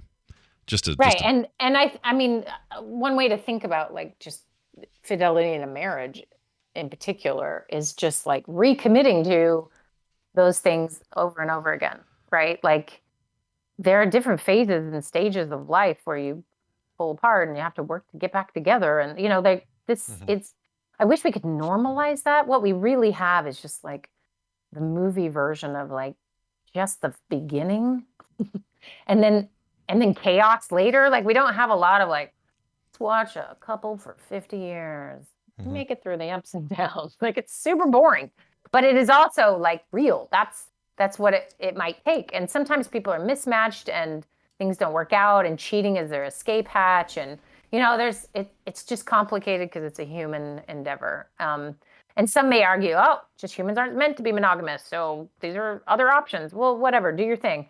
But if that is your thing and monogamy is what you had planned on and that's what your vows are about and, this is painful and difficult. And so that support is important. Finding out is hard because you're like straight up, I'd rather this not be real. But this intense feeling of suspicion is just not going away. So I suggest, now this is my bias. See, here's my bias. My bias is action. Is move towards a conversation, move towards checking on the health of your own connection and then seeing what arises. But that means getting out of denial. Hunch is fun, right? And it's not fun. Can be. But it's a safe place. Sure. The facing reality can be incredibly difficult. But just know, I mean, I didn't look this up either. I keep giving assignments to the chat if they're picking up on my hints. Is that Esther Perel has this great podcast called Where Do We Begin? And she records couples counseling sessions. She meets people in New York. She's incredible, gifted therapist. And she'll meet them in her office in New York for 4 hours. And then that's it. She doesn't ever see him again. It's because she's so freaking good. She just gets it done, I guess. But anyway, she gets permission to record them. So she records them, and they are real. If you want to know what couples counseling looks and sounds like, that's it. It's amazing that people are that brave, and she's published them the way that she has, which is really cool. But there are a number of them on infidelity. That's kind of one of her subspecialties. She has a book called Mating in Captivity that kind of talks about how difficult it is actually to meet the same person for your whole life. Anyway, so her stuff is good. Maybe that's another start, is to read up on some things, to listen to a few of those podcasts, maybe get some inspiration from someone else's story. I didn't look up any one particular. I just know that there's many in there. And you could Google it by topic, I guess. Yes. So anyway, yeah, to recognize you're not alone. This isn't the first time this has ever happened. There are people to help you. Where you're at right now, it can be a waiting station for a while, but it can't be the rest of your life, probably, because this part of you is not going to leave you alone that's suspecting something. Might be a deeper part of him too that's worried that he's wrong, and there's something much worse going on, like meaning that she's just not happy or doesn't like him anymore or whatever. Yeah. And sometimes that can help people. Kind of far worse to not be able to blame it on another person and kind of just blame it on yourself. Yeah. Like if you're the problem, then suddenly this becomes a serious crisis of identity. And, what did you think this relationship was? I hear this every so often I wish he would just hit me, or I wish he would cheat on me. Yeah. Just that it's Which sounds so weird to hear, but that's the thing. Like because what you want is some definitiveness, right? You want something to hold on to and go, okay, well, here's the truth. And even if it's a bad truth or negative truth, at least it's the truth. Yeah. But that is, you're cracking someone's world apart, and that is, everyone's sort of choice to do. Sometimes our world gets cracked apart without our permission. But here's a question I don't know if he's asked himself in all of this is, how do you actually feel about your marriage? Like, how happy are you? Is this what you wanted it to be? Even just take slightly before you started to suspect anything. Are you okay? Because so often, it's like mama's only as happy as her least happy child, right? Yeah. And so maybe it's all turning towards what this person is doing. But I don't know, check with yourself here too. And when you can, humans have this incredible ability to just not actually see stuff, right? Yeah. Or, choose what they want to acknowledge or not. It's kind of crazy. And we've all run into it when we're trying to get someone else to see reality. And then we think that we don't do that, but we all do. Yeah. So good luck to you. This is heavy stuff. I wish we could be more sort of helpful in the do this exact thing. And that's tempting to want to hear this exact thing. Just don't do no guns a-blazing in her work. No, don't do That's that. the one thing we know, don't do. Literal and figurative. Sorry, I forgot. I'm in America. You can't say You're in America now. You've invoked all sorts of outrage. Congratulations. Sorry. All right. Well, Colin, thanks for sending that in. If you are like Colin and just have a thing going on in your life and you're like, I could use a little advice, that's what Thursdays and Therapy Thursdays are for. So send those in, themorningstream@gmail.com. Wendy, anything else going on you want to mention? Just a request. When you send an email, send a fake name if you don't want to use your real name, so we can use it 1 million times, like Colin. Like Colin. Like 1 million times. Yeah, and do we another might one even that's mispronounce it 1 million times. Who knows? Totally. Yeah, exactly. And then we'll go on tangents about if it's colon or Colin, and we'll never really know. And please send us the weirdest form of a name. Yeah, please do. Yeah, no, nothing going on except for tornadoes and kids ending school, which is always stressful. Oh yeah, right. You go. Wait? Abe's not graduating this year. He's junior. No, but he's taking all his big old tests, and kids are burned out. You should see all their faces. Like, is this over? I know. Oh man, it's so bad. It's like I feel like they're this in particular, Abe's generation and the kind of high school kids his age, they're heading toward a different kind of burnout than most kids get. Because I think a lot of kids are just like sick of it by the time things end for them. But they just went through a lot over the last few years. They did. And You they're know? also way more informed. So they're like, all right, so is this the grind I have to do to be a cog in a wheel to make the man more money? And you're like, oh, you're 16.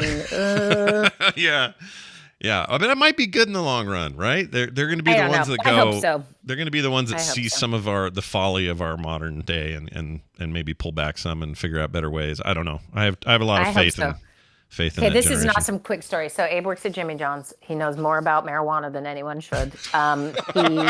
His boss is a straight up drug I dealer. do love though how those two phrases are connected because they totally are. It's Yeah. so true. Anyway, Yeah. and he one day the boss was like, "Oh, guys, I gotta run out and do a deal, like straight up a deal, like a drug deal." And he's like, "So, Abe, could you? Okay, you watch the store, and then Abe, can you just deliver?" Abe's like, "Okay, I'm 16, I have a license, but Jimmy John's only lets 18-year-olds drive or whatever." So he's like, it's okay, do it. And he had the funnest night of his life. He got tips. He was so excited. Anyway, I was like, why are you working? It's crazy. Anyway, long story short, he's really nice to this lady when she comes in because his mother taught him well. And he is being very pleasant. And she writes a letter to corporate Oh wow.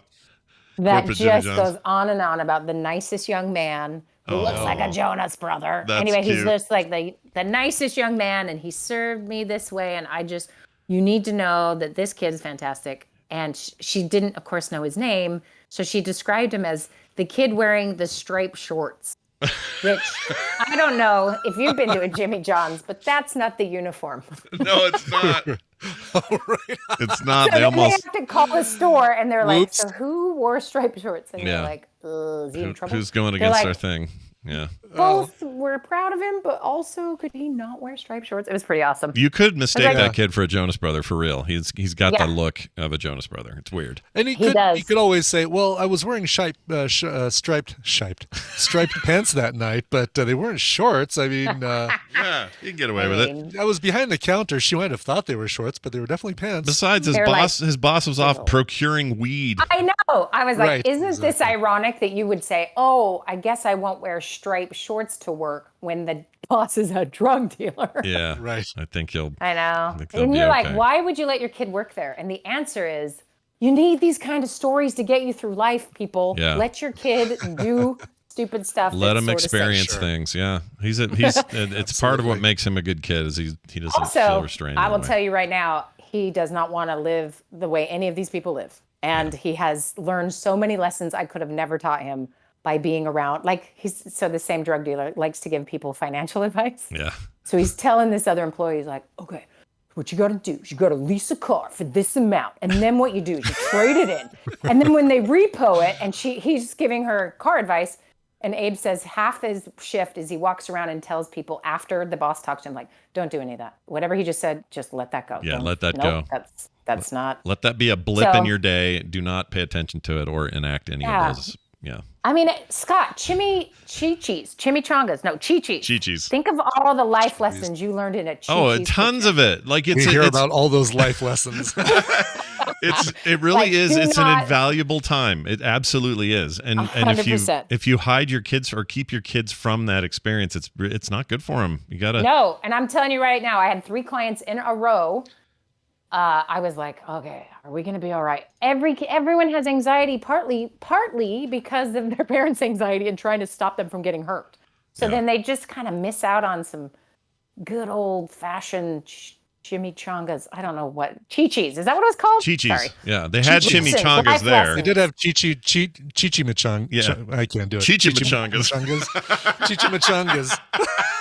I bet, Scott, you learned don't be cool to waiters or there's going to be spit in your food. Yeah, Oh, I did okay. learn that in firsthand. Oh, hi. Sorry, a little boy just walked in. Oh, look at that Aw. kid. Hi, fun you know, little boy. Aunt Carter's or Aunt Wendy's on here.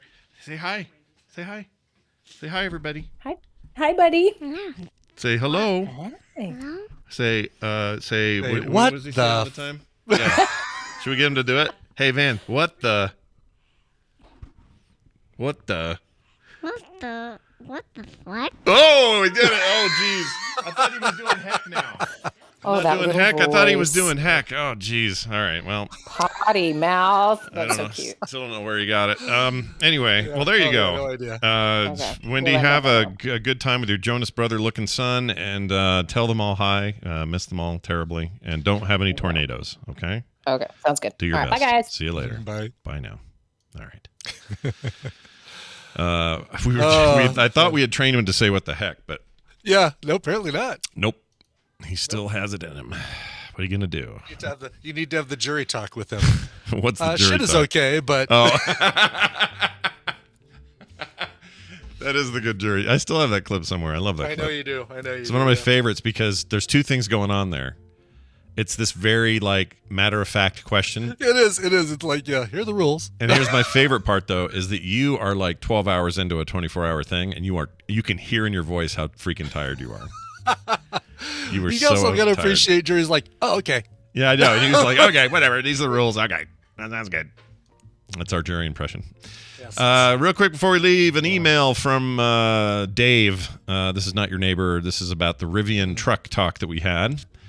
This is not my beautiful neighbor. He says, if you want to see a cool what is this Rivian thing all about, unquote, check out the show on Apple TV called Long Way Up. It's Obi-Wan Kenobi, Ewan McGregor, and his buddy driving electric motorcycles from Argentina all the way up to Los Angeles. It's a pretty chill watch, but their support vehicles are prototype Rivians before they were fully fleshed out. And those things are pretty rad. It also gives you some insight into how serious the company is about their product. There were two previous escapades that they did too, Long Way Around and Long Way Down, which are worth checking out as well, but aren't required to enjoy this one. Also, side note, that EV Hummer had to be tuned down. When they first tested it, it would do wheelies. It was so fast. So Wow, really? yeah. I'm telling you, they figured it out. That torque thing, they got that Can worked you out. imagine that thing being up on two wheels? That's hilarious. Jeez. Yeah. I want one of those after talking to Garrett. That thing is a sexy, hot little beast. Anyway, yeah, I will watch that. I actually meant to watch that. I saw it. I marked it as a watch later thing, and I just haven't gotten around to it. I'll tell you what's happening right now. So there's two things going on. HBO Max has the best movie selection. I don't just mean originals. They got great originals. But they have the best, this movie's now out. Where is it? Oh, it's on Max, of course. And that's been great. I love HBO Max for that reason. They just got movies I want to see. Apple TV Plus, who I think had a slow start, they hit the ground with a few shows. It's fine, whatever. But it felt like it was like that morning show and what was the other thing early on? Mythic Quest. Yeah, these were so they had one or two things, but then about the time Ted Lasso happens, things just start popping over there, and they're having a moment. I'm having a hard time finding anything on there that isn't great. It's all really good. So props to them. And I feel like all of that is contributing to some of what the problems that Netflix is having with losing their subscribers. And they've got a lot of original content, but some of it's just sort of what is this? I don't know. It's just sort of thrown in here. Their movie selection's bad right now. I don't know why I'm bringing this up, but it just hit me last night. I'm like, this is your problem. This is your problem, Netflix. You got actual competition doing actual competitive things. Even Paramount right now is a good time to jump on Paramount. And and remember when that was CBS All Access and nobody cared? Nobody cared. It was like, I guess we're only going to watch Discovery on there, and then reruns of Alice or something. Right, or last night's Survivor or something like that. Yeah, and it's so much better now. It's so much more. So anyway, it's an interesting phase to be in for these streaming services. Thank you, Dave, for the email. Email address, themorningstream@gmail.com. I want to thank a patron real quick. The person's name is Hugs. That's it. Hugs. Oh, okay. Hugs. I love that. Hugs. Yeah, thanks, Hugs. You're awesome. We'd hug you if you were here. No homo, no COVID. Okay. Well, I'm gonna thank a listener as well. Then, if you're gonna do that, I'm gonna thank Nick, who works up here in Boulder and hooked me up with something super cool for my bike that I get to try out for the first time today. Ooh. And I'll probably talk about that next week. Ooh, I'm very excited to hear about this. That sounds awesome. It's clothespins and playing cards, and it's supposed to make my bike sound like a motorcycle. Should be really cool. All right, very nice. Well, that's really cool. Thank you, Nick. And also Hugs for being a great patron. Patreon.com/TMS is how you can be like Hugs. Be like Hugs and sign up today. That's going to do it for the show. Let's get out of here. You got a song that we can play to go? I am, and I'm also going to really quickly promote the I haven't promoted the Bike MS thing in a while. Jeannie just reminded me. I'm getting on a bike in about a month and a half, a little under a month and a half, to ride for 150 miles for MS, to stop the spread, stop the flow of MS, to finally come with a cure for MS. I am like $23 away from hitting 2,000. Thanks to Claire's generous donation earlier this week. So, and my ultimate goal for a month and a half from now is 2,500. So if you have not donated and you've been saying, oh yeah, I do want to make sure I do that. Hey, do it now. Why not? Just go to tiny.cc/bikecoverville 2022. That's bikecoverville 2022 and make a donation. And I'll regale you with stories of chode butter. And, chode no, butter. I won't. Yep. Maybe if that's not what you want, then I won't do that, and that'll be a good way to prevent me from. Oh, there you go. Stories Yeah, of that's chode great. butter. Are you guys? So are you feeling pretty prepped? You're feeling like you're on track and all that. I feel like I'm on track. Yeah. Big thanks to. I mean, Bobby's segment this week was fantastic. I probably should have started doing what I'm doing a little bit earlier, but that's all right. I'm hitting the bike every single day. I'm increasing the duration of the rides that I go on, and I'm feeling fine. Like I'm doing hilly rides that normally would kick my butt like they're nothing. And I want to say part of that is the lightness of my new bike, but I'm sure a lot of it is just the preparations that I've been doing. So interesting. Okay. So yeah, I'm excited about that, and I feel like I'm ready for the ride. I feel like you're ready for the ride too, and I really have no reason to feel that way except I just sense that you're ready. You sense it, yeah, exactly. I can feel your readiness. All right, well then we're ready to go. Let's play a song. Do you have a song? Yeah, I have a song, and what's amazing is that I had 2 requests for today, but they both wanted the same band, so holy mackerel, this is great.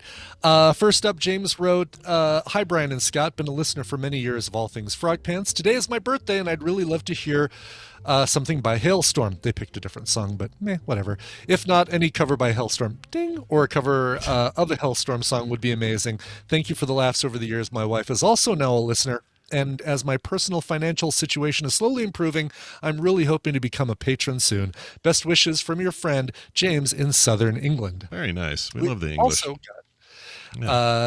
and we'll do both these and then get you a happy birthday here. Second one came from The Berm in the Tadpool. Hello, shots and beer bong. On May 14th, I'm turning the slightly overripe age of 39.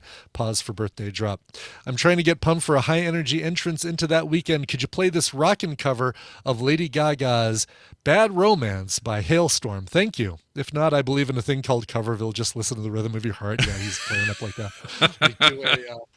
I love that. Well, this is for both of you all, by the way. Happy birthday to you. There you go. To both of you. Perfect. All right. So, yeah, The Berm and James, Hailstorm, right here, a cover of Lady Gaga's Bad Romance. This is from Reanimate, the covers EP that came out in 2011. This rocks, and this will get you right into the weekend. If you're not a patron, you don't hear tomorrow's show. That's a good point. Speaking of which, there will be a PM tomorrow. Come join us, Brian and I, for an hour of private showing. My goodness, that sounds so. Yeah. If you're a patron, you'll know because it'll show up on Patreon, and then you'll see us in a way you've never seen us before. All right, that'll do it for us. Thanks for listening. We'll see you then. This show is part of the Frog Pants Network. Frog Pants Network. Get more shows like this at frogpants.com. 50 years ago this morning. Oh, weird. Wow. I remember that vaguely, like somebody got that as a voicemail, not us, but someone in the Tadpool or something. It's freaky. And I would have been completely weirded out by that if I were them. Like, imagine getting that call. Yeah. Oh, God, no. Thank you so much for that. Yeah, it might be tomorrow, Tally, because I know you're saying that she had a request, and I was thinking I might play it tomorrow at the end of TMS PM because it's tomorrow is, I think, the end of a show that she likes that she really that was influential to her. I think I'm not reading too much into it, but anyway, there'll be a cover of that tomorrow at the end of TMS PM. Yeah, sounds awesome. All right, excellent news. Let us do titles. It is title time. Toying for titles. We're a title company, everybody. We do titles and refinancing. Let's see what we got here. I don't know why when I uncheck checked only, it doesn't refresh, but that's all right. That is weird. How many licks does it take to get to the center of a Buick? That's great. That's very good. It's a strong Thickwid. one. Thickwid. That might be our title. That's a strong one. That is a nice one because it's nice and short. Yeah, good one, Matuba. Spicy, sexy books with Amy is Good great. one. For the love of Metallica. I don't like drier cheese. That's a good one. Yeah. Love it. Never mix Rax up your ball goo with your hitches and lube lube. is good. Okay.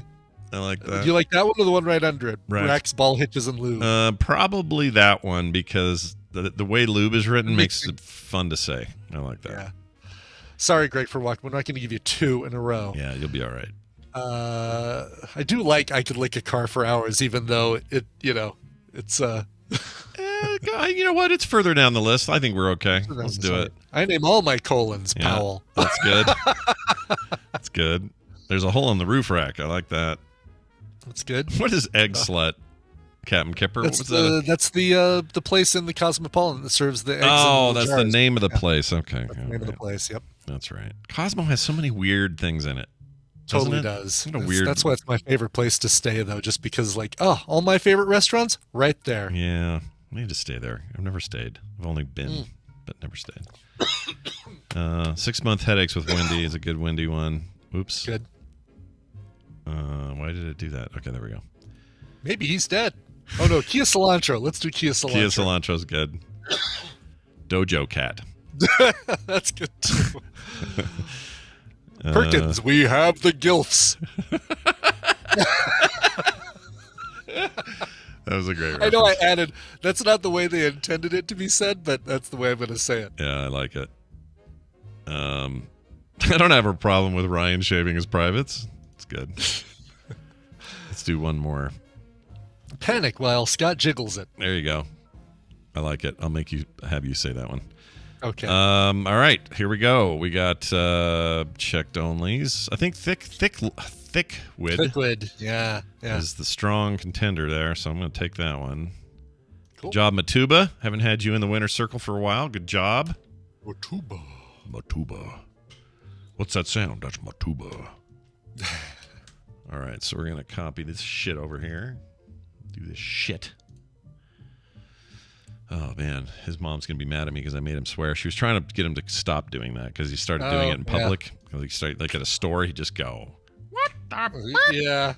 Yeah. She's like, maybe don't have him do that. I said, okay. Maybe don't encourage that and cheer when he does it. Yeah, and I still did it. Hey, are we doing App Slappy tomorrow, or is it Dan? I don't know. Oh, I think App Slappy. Yes, okay. It is App Slappy because Dan's gone next week, but he'll be back the following.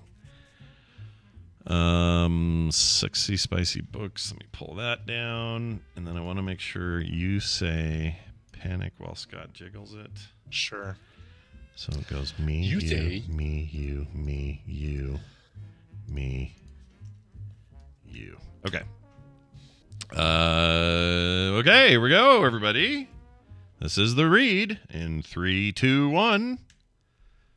Coming up on TMS, how many licks does it take to get to the center of a Buick? Oh, for the love of Metallica. I don't like dryer cheese. I name all my colons Powell. Racks, ball hitches, and lube. There's a hole in the roof rack. I could lick a car for hours. Panic while Scott jiggles it. Perkins, we have the gilfs. It's Kia Cilantro. Dojo Cat. I don't have a problem with Ryan shaving his privates. Spicy, sexy books with Amy. 6-month headaches with Wendy and more on this episode of The Morning Stream. I don't know why there's almost a little bit of a why is there a tongue twister there. I don't know why there's a comment in that. It should just be yeah. 6-month headaches with Wendy. 6 month. It's a hard one. You got it though. You didn't screw it up like I did yesterday. Right yeah.